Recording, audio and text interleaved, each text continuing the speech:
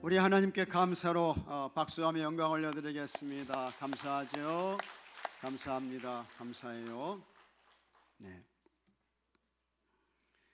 어느 뜨거운 여름해 어떤 날이었습니다. 한 농부가 호두나무 그늘에서 앉아 쉬고 있었습니다. 호두나무 여러분 아시죠? 그러다 우연히 이 농부가 호박 넝쿨에 달린 큼지막한 호박 한 개를 보았습니다. 농부가 그 호박을 보고 이렇게 중얼거렸습니다. 하나님, 왜 저렇게 무거운 호박을 약한 호박 넝쿨에 매다셨습니까? 호박 넝쿨은 약하고 호박은 무거우니 넝쿨이 끊어질 것 같네요. 아무래도 하나님께서 실수하시는 것 같습니다. 그러면서 이 농부가 위를 쳐다보았습니다. 지금 농부는 호두나무 그늘 아래에 있습니다. 큰 호두나무가 아주 넓은 그늘을 만들고 그냥 당당하게 서 있는 거예요. 그리고 그 호두나무에는 많은 호두 열매들이 열렸습니다. 그때에 농부가 호두나무를 보고 이렇게 말했습니다. 하나님, 이렇게 거대한 나무에 밤톨만한 열매가 뭡니까? 이 정도의 나무라고 하면 호박 정도의 크기의 그 열매는 맺어야 하지 않겠습니까? 농부가 이렇게 말해요. 지금 농부는 호두나무 그늘에서 햇빛을 피해 쉬고 있습니다. 그렇다고 하면 무더운 여름날 먼저 하나님께 어떻게 해요? 감사해야지요. 감사하셔야 되잖아요. 그러나 이 농부는 감사는커녕 하나님께 원망을 하면서 혹은 불평을 하면서 하나님 왜 이렇게 하십니까? 지금 덤벼들고 있는 거예요. 그래서 약한 호박 넝쿨의 무게를 감당하기 어려운 호박 달았다고 하나님 이거 실수하시는 것입니다. 그렇게 이야기를 합니다. 덩치가 큰 호두나무에는 너무 작은 밤톨 열매에 달았다고 하나님께 지금 따지며 덤벼들고 있는 거예요.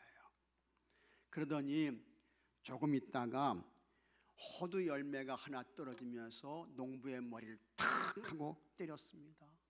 농부가 깜짝 놀랐습니다. 호두 열매를 맞고 벌떡 일어났어요. 그리고는 아픈 머리를 손으로 비비며 이렇게 말했습니다. 아이쿠 하나님, 감사합니다. 만약에 호두나무에 호박덩이 같은 큰 열매가 매달려 있다가 그것이 떨어져서 내 머리를 때렸다고 하면 내가 오늘 큰일 날 뻔했는데 하나님께서 호박 넝쿨에는 큰 호박 열매를 다시고 이렇게 큰 호두나무에는 작은 열매를 달아서 내가 이 호두 열매를 맞아도 다치지 않게 하신 거 하나님 정말 잘하셨습니다. 너무너무 잘하셨습니다. 하나님 고맙습니다. 하나님 감사합니다. 미련하고 어리석은 나를 용서해 주세요. 농부가 이렇게 회개했대요. 처음부터 감사했으면 더 좋았지요. 그런데 꼭 떨어지는 호두 열매 하나 맞고 감사하는 거예요. 그래도 늦게나마 감사하니까 다행이지요. 여러분, 불평과 원망의 눈으로 세상의 모든 것을 바라보게 되면 감사할 것이 없어요. 그러나 모든 것을 감사의 눈으로 봅니다. 감사의 관점으로 생각해요. 그러면 하나부터 열까지, 열부터 백까지가 다 어떻게 해요? 감사한 것밖에 없습니다. 여러분 다 이렇게 사시기를 주의 이름으로 축복합니다.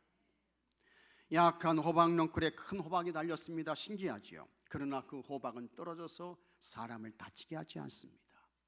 큰 호두나무에 작은 호두 열매가 열렸어요. 그러나 그 호두 열매는 떨어져서 사람의 머리에 맞아도 사람이 크게 다치는 법이 없습니다. 하나님께서 세상의 모든 것을 만드셨습니다. 우리 하나님께서 세상을 통치하세요.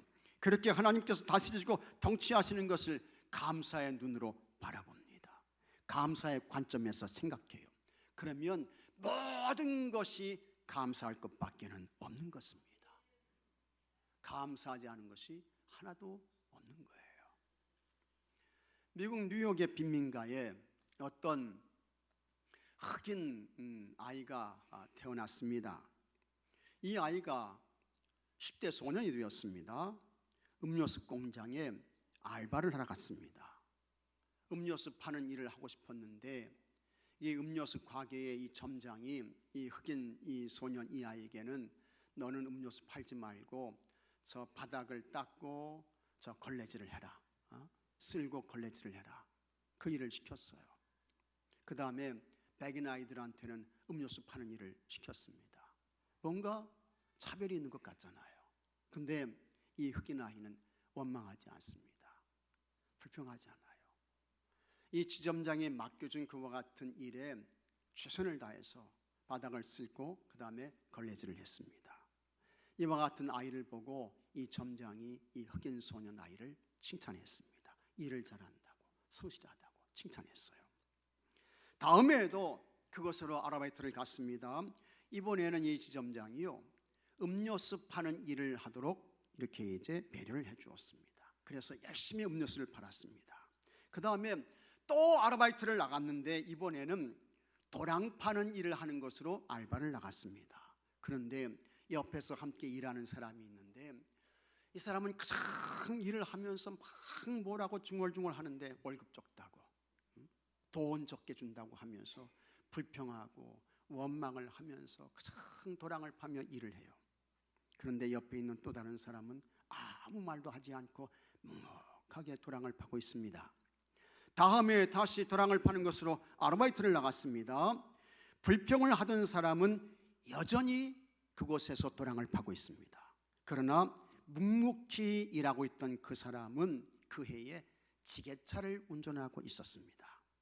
그리고 다시 다음에 그곳으로 아르바이트를 나갔습니다. 근데 불평하며 일했던 이 사람이 안 보이는 거야. 없어졌어요. 궁금하잖아요. 그래서 그 사람 어떻게 됐냐고 물었어요. 그랬더니 회사가 구조조정을 하면서 이 사람을 이제 해고시켰다는 거예요. 세상 말로 하면 직장에서 어떻게 해요? 잘린 거야. 말이 구조조정이지 그냥 자른 거예요. 그런데 놀라운 것은 묵묵히 일하던 그 사람은 그 회사에 뭡니까? 사장이 되어 있었습니다. 흑인 소년이 이와 같은 모습을 보면서 아주 중요한 교훈을 얻었습니다. 나는 내 인생의 삶을 살면서 어떤 위치와 환경 가운데 있다 할지라도 나는 절대로 원망하거나 불평하거나 다른 사람을 탓하지 않고 나는 감사할 거다. 나는 감사하며 살 거야. 이 흑인 소년이 거기서 결심을 해요. 그리고 하나님 그렇게 감사하는 삶을 살 수 있도록 도와주세요.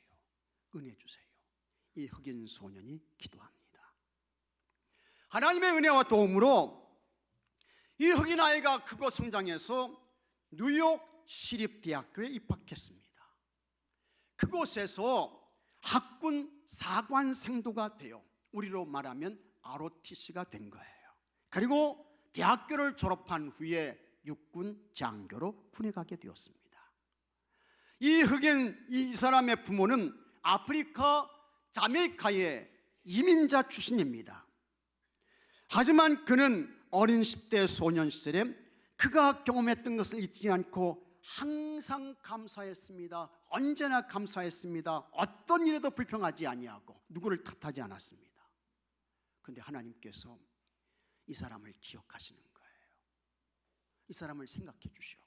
그래서 이 사람을 높여주시는데 베트남 전쟁에 참전했습니다.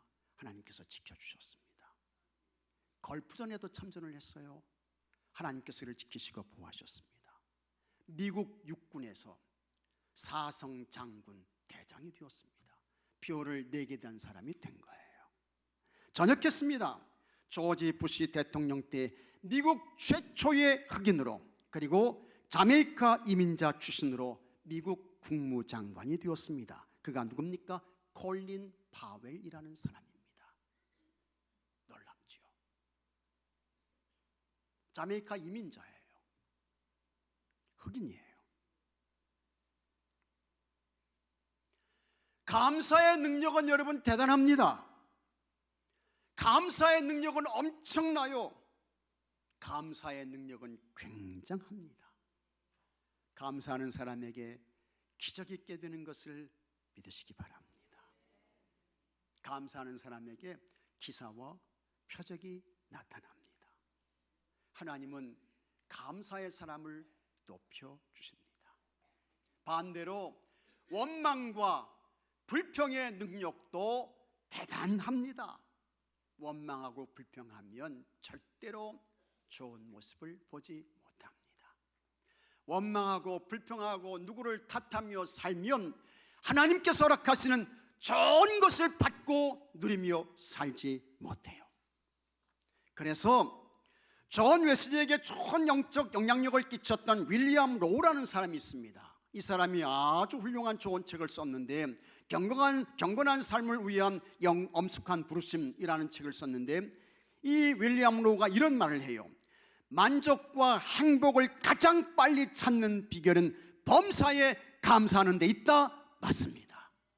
옳은 이야기예요. 틀림없어요. 만족과 행복의 그 길이 어디에 있는가? 감사에 있다라고 하는 것입니다. 오늘 여기 계신 여러분들 가운데에 나에게는 왜 이렇게 만족이 없지? 나는 왜 이렇게 행복하지 않아? 그렇다고 해서 내가 못 배웠나? 내가 못 가졌나? 내가 못 입나? 못 먹나? 그런데도 만족이 없어요. 행복이 없어. 그 삶 속에 뭐가 없기 때문에 그래요? 감사가 없기 때문에 그런 것입니다. 감사가 없게 되면 아무리 좋은 걸 입어도, 아무리 좋은 위치에 있어도, 아무리 큰 집에 살아도 만족과 행복은 없다라는 것입니다. 독일의 시인 빌헬름 웰러는 이렇게 말했습니다. 가장 행복한 사람은 가장 많이 소유한 사람이 아니라 가장 많이 감사하는 사람이다. 믿으시면 아멘 하십시오. 맞아요. 진짜 그렇습니다.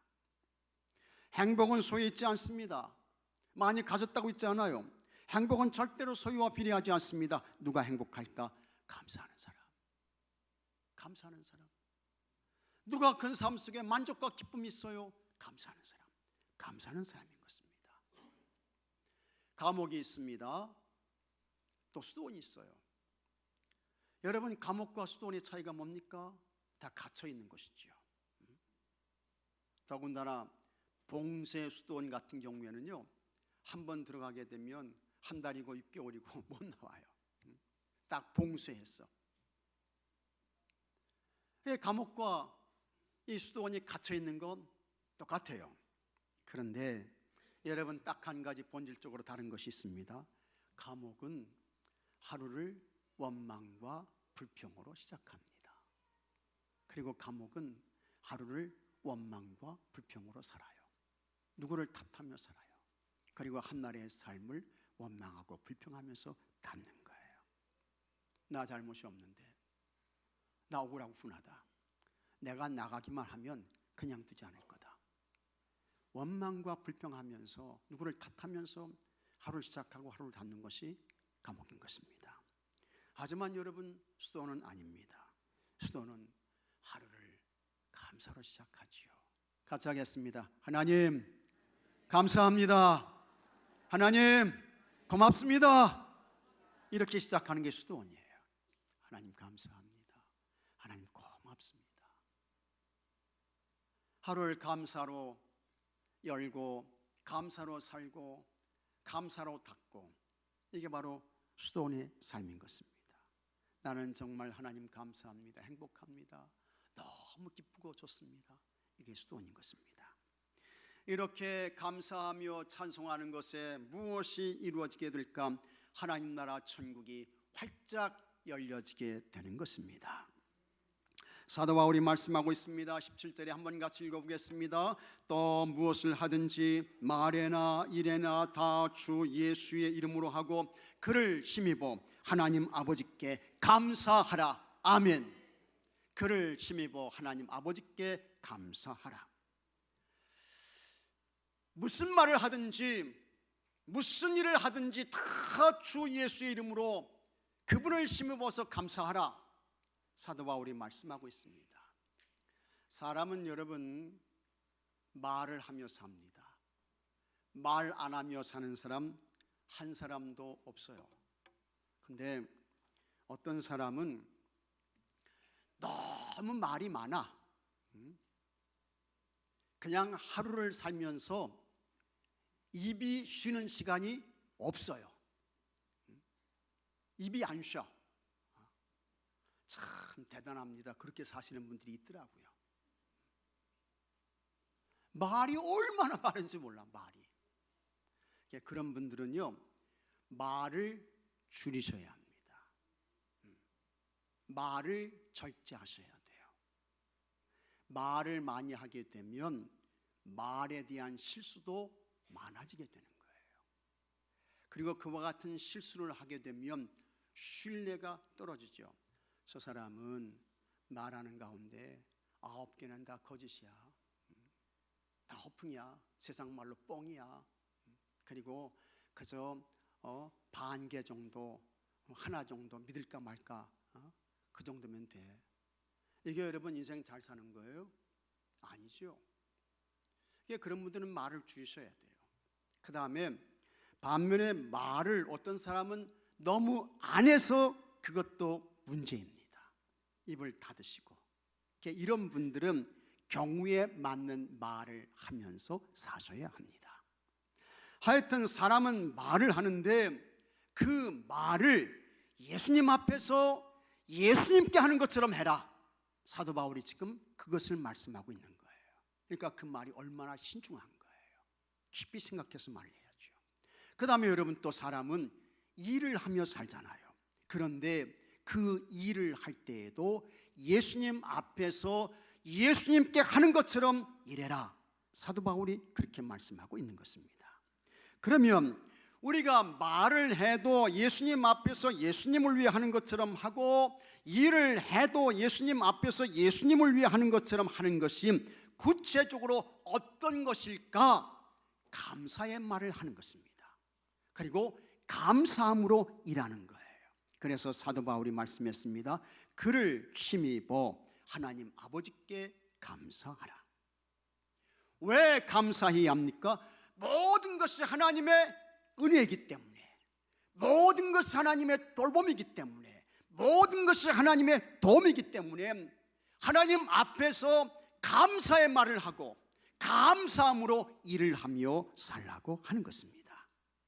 그러면 어떻게 감사의 말을 하며 감사함으로 일하고 살까? 몇 가지 구체적으로 한번 말씀드려 보겠습니다.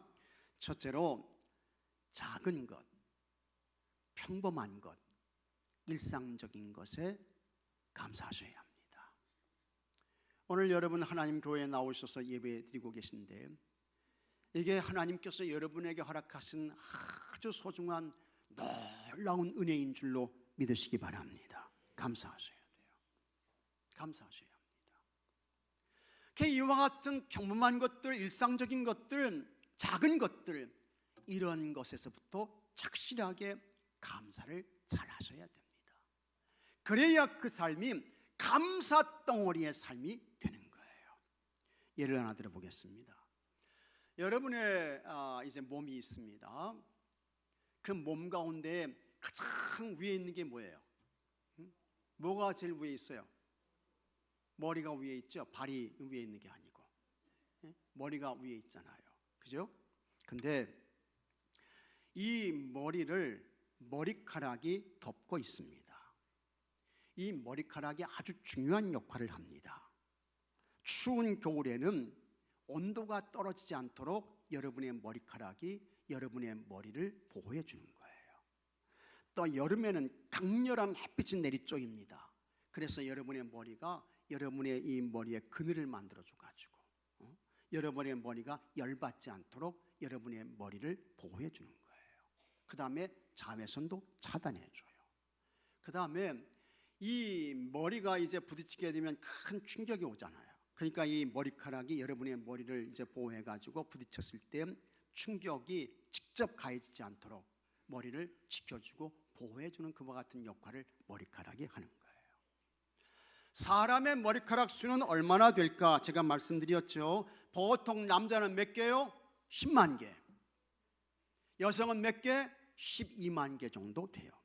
여성분들이 머리카락이 2만 개 정도가 더 많아요. 그런데 대개 유전적으로 혹은 스트레스로 인해서 이 머리카락이 빠진다고요. 탈모가 오게 되는 것입니다. 그때에 이 머리를 이제 심는 그와 같은 수술 치료를 하게 되는데, 비절개인 경우를 생각해 보게 되면 한 가닥 심는데 2,050원에서 2,300원 정도가 들어갑니다. 머리 한 가닥 심는데, 여러분의 머리에 머리 이거 하나 심는데 2,300원 들어가요. 2,300원. 자, 그러면 100가닥을 심는다고 하면 얼마입니까? 23만 원이야. 23만 원. 1000개를 심으면 얼마냐? 230만 원이야. 5000개를 심으면 1000만 원이 훨씬 넘어가는데 1150만 원 견적이 나옵니다. 남자의 머리카락은 10만 개라고 했습니다. 여성은 12만 개라고 했습니다. 그러면 남자는 머리카락만 해도 얼마냐? 2억 3천만 원이에요. 여성은 얼마냐? 2억 7,600만 원입니다. 여러분, 그런데 지금까지 살아오시면서 여러분의 머리카락에 대해서 감사하셨습니까? 내 머리카락이 2억 3천만 원이네. 내 머리카락이 2억 7,600만 원이네. 오늘 자고 일어나셨는데 머리카락 몇 개 빠지셨어요? 2개 빠지셨어요? 5천 원 없어진 거예요. 4개 빠졌습니까? 10,000원이 그냥 사라진 거예요. 그러니까 여러분이 이제 손에 이 머리카락을 잡으셨잖아요. 그러면 이 머리카락 잡은 게 아유 조심해야지 이거. 1억을 주고 있는 거야. 머리카락 잡은 게 1억. 그래서 머리를 감을 때에도 조심해서 감으셔야 돼요. 머리를 빗을 때에도 조심해서 빗으셔야 돼요. 머리카락 하나도 이렇게 소중한데 이와 같은 머리카락에 대해서 감사하셨어요? 아예 머리카락아 너무 고맙다, 감사해. 나도 지금까지 살아오면서 그런 감사 한 번도 한 적이 없어. 우리가 이와 같은 세상의 삶을 살면서 참 하나님께서 베풀어 주시는 은혜가 너무나도 크고 놀라운데, 이와 같은 일상적인 것, 평범한 것, 작은 것에 우리가 어떡합니까? 감사 안 해요. 그저 당연한 것으로 생각하고 그렇게 생활하고 있는 거예요. 그러나 여러분, 그렇지 않습니다. 모든 것이 귀한 것입니다. 하나님의 은혜야, 하나님의 돌봄이야, 하나님의 역사인 것입니다. 감사하셔야 돼요. 하나님께서 오늘 여러분에게 새로운 하루 주셨습니다. 감사하지요. 하나님께서 새로운 시간 주셨어요. 감사해요. 하나님께서 새로운 기회 주셨습니다. 감사한 거예요. 하나님께서 오늘 아침 일어나게 하셨지요. 걸어오게 하셨지요. 하나님께서 먹을 수 있게 하셨습니다. 예배드리게 하셨습니다. 감사한 것입니다. 감사한 거예요. 오늘 거룩한 주일이며 더욱 감사한 것은 여러분 2023년의 추수감사주를 우리에게 허락해 주셨습니다. 여러분들은 아예 해마다 또 추수감사주일이 돌아왔네 이렇게 생각하실지 모르겠습니다. 그러나 여러분 2023년에 추수감사주일을 받지 못하신 분들이 많습니다. 제가 아는 어떤 목사님도 아버지가 밤에 그냥 돌아가셨어. 고독사 하셨어. 그런 분들이 한두 사람이 아닙니다. 그러나 우리에게 2023년에 추수감사주일을 허락하시고 하나님께 예배드리게 하시고 너무 고마운 거지요. 감사한 거예요. 작은 것, 평범한 것, 일상적인 것에 대하여 하나님께 감사하시기 바랍니다. 그래서 감사 덩어리로 살아가시는 여러분들이 되시기를 축복합니다. 둘째로 같이 하겠습니다. 덜 돼도 감사, 안 돼도 감사, 부족해도 감사. 그렇습니다. 덜 돼도 감사해요. 안 돼도 감사야. 부족해도 모자라도 감사인 것입니다. 이 골로새서는 사도 바울의 옥중서신입니다. 바울이 주 61년에서 63년에 로마 감옥에 갇힙니다. 그는 자유의 몸이 아니었습니다. 그런데 그는 원망하지 않습니다. 불평하지 않아요. 사도 바울은 추후 47년부터 48년까지 제1차 전도 여행을 했습니다. 소아시아 지역을 돌아다니면서 복음의 말씀을 전했습니다. 그리고 49년에 예루살렘에서 예루살렘 공회가 열려요. 그래서 예루살렘에 올라가 가지고 오직 하나님의 은혜를 통한 믿음으로만 구원받는다, 그걸 이제 확증받고 돌아오게 되는 거예요. 그리고 다시 주 50년에서 52년까지 제2차 전도 여행을 하게 됩니다. 그래서 복음을 들고 유럽 지역으로 가는데 빌립보 지역으로 가죠. 거기에 복음을 전해서 빌립보 교회가 세워지고, 아덴에도 가서 복음 전하고, 고린도에도 가서 복음을 전했습니다. 그리고 다시 안디옥으로 돌아오게 됩니다. 그리고 53년에 제3차 전도 여행을 떠나게 되는데, 58년까지 제1차 전도 여행 때와 제2차 전도 여행 때 갔던 지역을 방문해서 복음의 말씀을 다시 전합니다. 그 다음에 3차 전도 여행을 마치고 돌아와서 예루살렘으로 가게 되는데, 사람들은 그곳으로 가지 말라고 했습니다. 가면 체포당한다고, 붙잡힌다고. 그러나 내가 달려갈 길과 주 예수께 받은 사명, 곧 하나님의 은혜의 복음을 증언하는 일을 마치려 하면은 나의 생명을 조금 더 귀한 것으로 여기지 아니한다 하면서 이 바울이 예루살렘으로 가게 되는 거예요. 그리고 그곳에서 붙잡힙니다. 이 사도 바울이 가이사라로 압송을 당해요. 그곳에서 2년 동안 감옥에 갇혀 있게 됩니다. 그때 이 바울이 나는 로마 황제에게 가서 재판을 받아야 되겠다, 그 이유는 내가 로마에까지 가서 복음을 전해야 되겠다, 그것 때문에 로마 황제에게 재판을 받겠다고 하는 것입니다. 그래서 이 바울이 이제 로마로 가게 되는데, 그 가는 도중에 유라굴로라고 하는 큰 광풍을 만나게 됩니다. 그러나 다행히도 사도 바울로 인해서 배에 타고 있던 모든 사람들이 다 목숨을 건지게 되는 것입니다. 그리고 주 61년에 로마에 도착했습니다. 도착한 즉시 이 사도 바울은 가택 연금을 당하게 되는 것입니다. 이게 로마 감옥인 것입니다. 자유를 빼앗겼어요. 출입의 제한을 받았습니다. 불편했습니다. 힘들었습니다. 하나님 나라와 복음을 위해 그의 모든 것을 바쳤던 사도 바울에게 돌아온 것은 여러분 편안이 아니었습니다. 사람들이 박수치고 환영하면서 그를 인정해주고 높여주고 그런 거 아니었습니다. 그렇지만 그는 그에게 펼쳐진 환경과 사건들에 대하여 절대로 원망하지 않습니다. 불평하지 않아요. 누구도 탓하지 않습니다. 그는 충분히 하나님을 향하여 원망과 불평을 쏟아낼 수 있었습니다.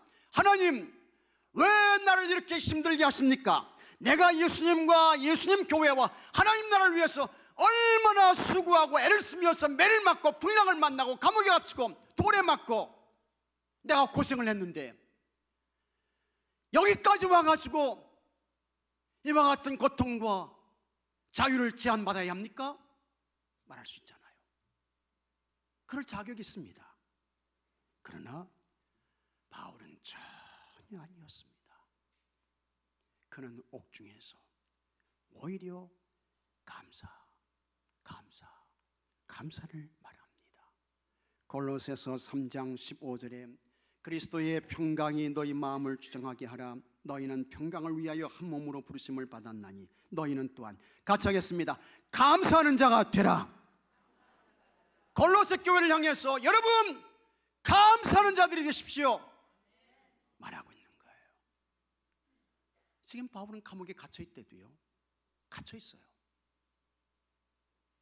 그래도 교회 성도를 향해서 감사하는 자들이 되십시오 말하는 것입니다.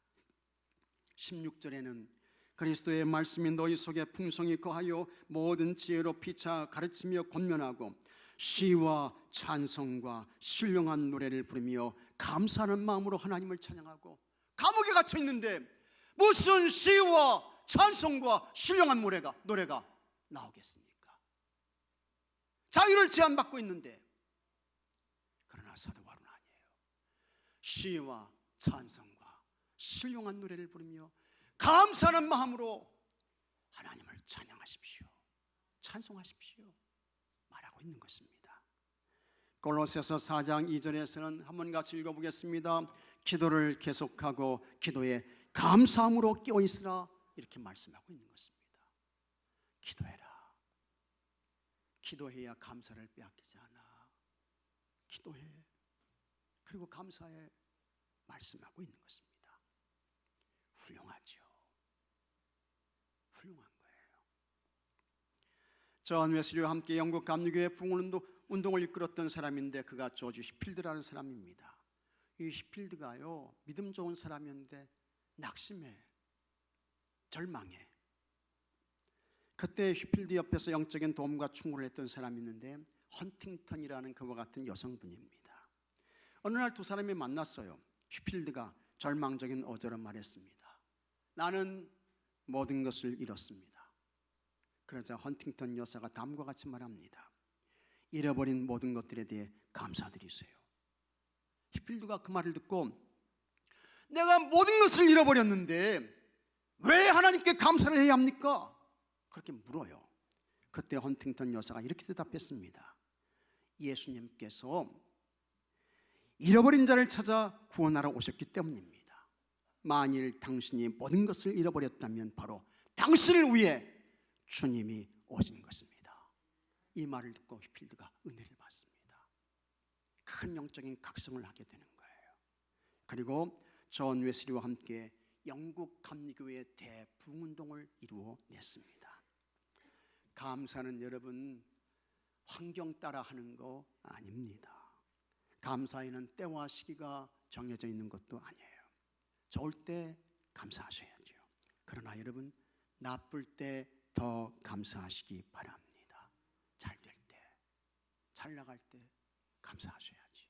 그러나 여러분 부족할 때, 모자랄 때, 안 될 때 더 감사하셔야 하는 것입니다.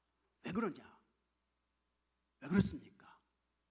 감사에 기적이 있기 때문인 것입니다. 감사에 선한 개입이 있기 때문인 것입니다.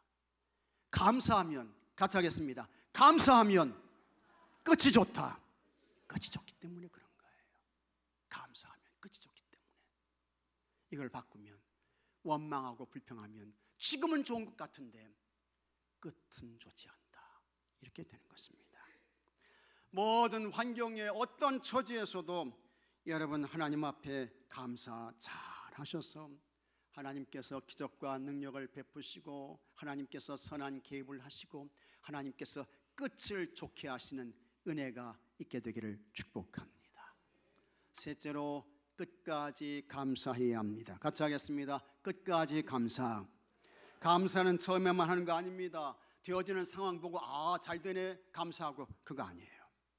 감사는 감사로 시작해서 감사로 살다가 감사로 마치는 것입니다. 그리고 우리의 감사는 어디까지 이어지는 것입니까? 하나님 앞에 서는 그날까지 감사로 살다가 감사로 하나님 앞에 가는 것입니다. 유대인의 전설에 이런 이야기가 있습니다. 하나님께서 모세를 하나님 나라 천국으로 불어 올리셨습니다. 그가 천사의 안내를 받고 하나님께 나가는데 어디선가 양들의 울음소리가 들려요. 그래서 모세가 천사에게 묻습니다. 하늘에서도 양을 키웁니까? 천사가 대답해요. 물론입니다. 구경하시겠습니까? 이 천사가 모세를 하늘 목장으로 안내했습니다. 모세가 문을 열었습니다. 수만 마리의 양들이 몰려와서 막 울어대요. 그런데 모세가 자세히 살펴보니까 어느 것 하나, 이 하나님 나라 천국의 목장에 있는 양들 가운데 어느 것 하나 성한 게 없는 거예요. 어떤 양은 다리를 절어요.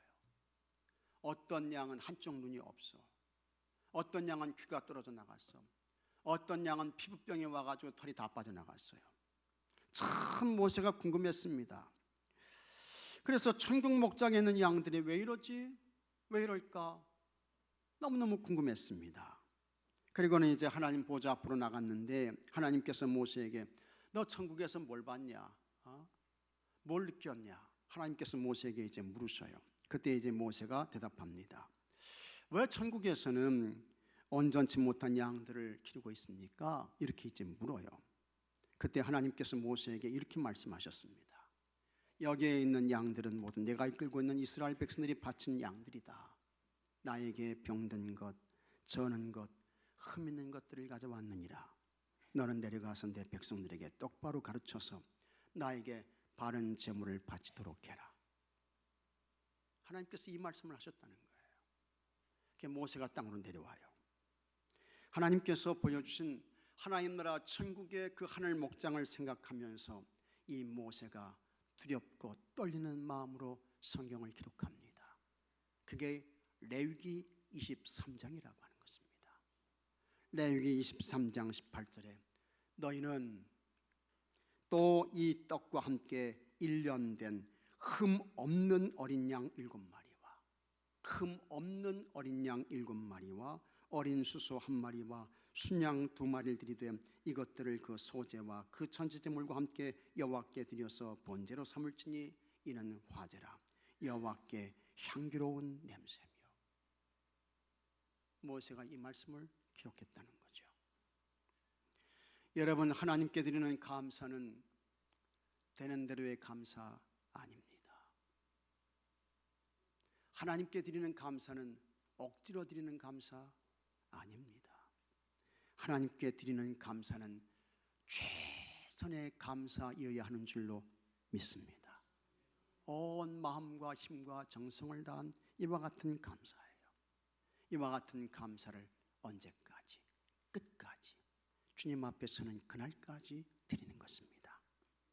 하나님은 그와 같은 감사를 기쁘게 받으십니다. 그리고 그 사람에게 은혜를 베푸세요. 좋은 것을 주십니다. 기적을 행하십니다. 능력으로 역사하십니다. 하나님의 선한 개입이 있게 되는 것입니다. 심과 마음과 정성을 다한 최선의 감사를 끝까지 드려서 한 번 드리는 거 아니에요. 2번 드리는 거 아니야. 오늘은 감사했다가 내일은 원망하고 불평하고 그거 아니에요. 하나님 앞에 서는 그날까지 끝까지 감사해서 하나님께는 영광이 되고 여러분에게는 기적이 있게 되고 하나님의 능력을 경험하게 되고 하나님의 선한 개입이 있게 되고 이러한 은혜와 축복 속에 살아가시는 여러분들이 되시기를 주 이름으로 축복합니다. 다 같이 기도합시다. 하나님 아버지, 감사합니다. 우리의 감사는 작은 것, 평범한 것, 일상적인 것에 감사하게 하옵소서. 우리의 감사는 안 될 때, 어려울 때, 힘들 때 더 감사하게 하옵소서. 그렇게 끝까지 감사로만 살게 하여 주시옵소서. 그래서 감사의 기적이 있게 하여 주옵시고 감사의 능력을 경험하게 하여 주시옵시고 끝이 좋은 성도의 삶을 살아가는 은혜와 복이 있게 하여 주시옵소서. 우리 주 예수 그리스도 이름으로 기도하옵나이다. 아멘.